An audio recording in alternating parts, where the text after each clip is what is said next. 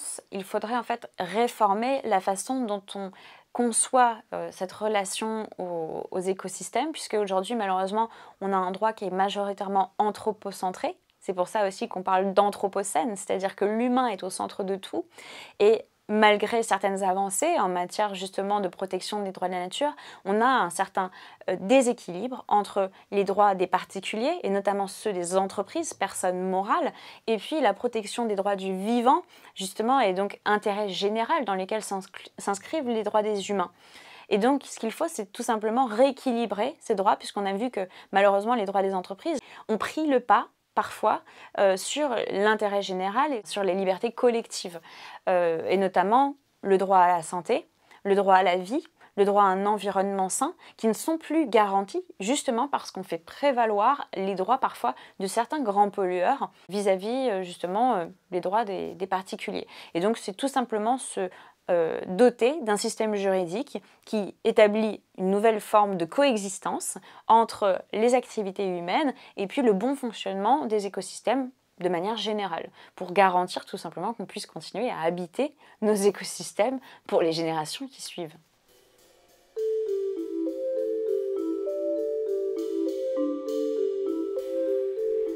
Alors, en fait, il faut aujourd'hui voir qu'il y a plusieurs échelons de décision. On peut tout à fait se doter d'une forme de justice au niveau national sur l'ensemble de nos territoires, avec en fait des valeurs fortes qui jalonnent notre modèle de développement, notre façon de vivre ensemble et qui seraient applicables de manière globale. Mais il faut aussi une intelligence des territoires, et respecter l'intelligence des territoires, c'est respecter cette logique d'écosystème qui fait qu'on n'applique pas les mêmes lois dans le Midi qu'on appliquerait des lois en Guyane française, en territoire amazonien, puisqu'il faut pouvoir s'adapter, il faut pouvoir prendre en considération la nature dans laquelle on se développe. Et donc forcément, ça demande en fait, par exemple, des petits parlements locaux dans lesquels seraient élaborées des lois qui seraient le reflet de cette sagesse des territoires et qui permettent aussi aux citoyens de retrouver sa place et de se réinscrire dans la gouvernance en tant que gardien. Pour le coup, c'est le terme que j'affectionne, le terme de gardien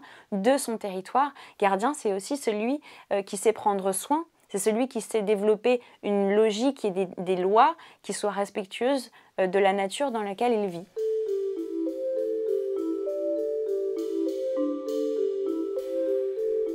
Le crime d'écocide, c'est à nos yeux l'atteinte la plus grave commise à l'encontre de l'environnement. C'est l'atteinte qui en fait porte préjudice à l'équilibre des milieux naturels et donc à l'habitabilité de nos territoires pour les humains, mais aussi pour les non-humains. Et donc de finalement sanctionner ceux qui, par leurs actions,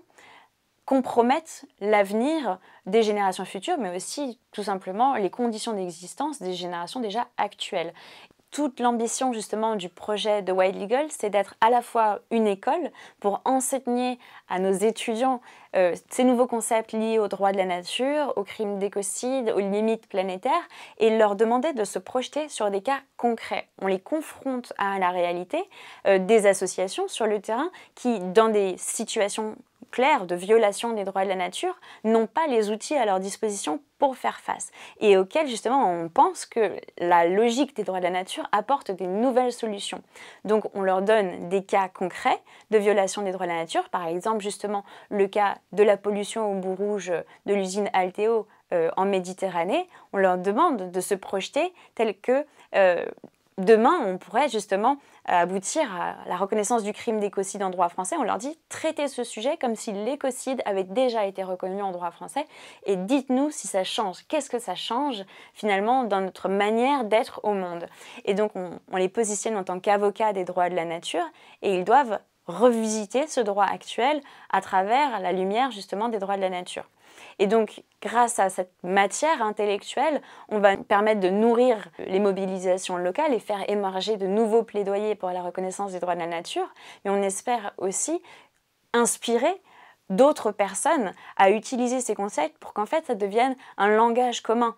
Pour que on passe justement d'une société qui a ses codes et une structure intellectuelle telle qu'elle est nôtre aujourd'hui dans le monde occidental, à peut-être s'émanciper justement sur une communauté de vivants qui ait de nouveaux droits, de nouvelles valeurs, une nouvelle charte éthique finalement entre nous et qui replace la nature au centre de notre décision. Et ça demande évidemment un changement juridique, mais avant tout un changement culturel, c'est-à-dire quelle est la place de la nature dans notre société, quelles valeurs nous lui donnons, comment nous habitons le vivant et comment nous préservons la nature pour les générations futures et les générations actuelles, humaines et non humaines. Et c'est ce catalyseur en fait que nous essayons de mettre en place grâce à Wild Legal. Cette école, elle est vraiment notre incubateur du monde de demain et de ces nouvelles lois juridiques qui vont régir en fait notre monde, on l'espère, vers une amélioration de la façon dont on se gouverne en tant qu'humain et dont on se dote de lois qui soient respectueuses des intérêts de la nature.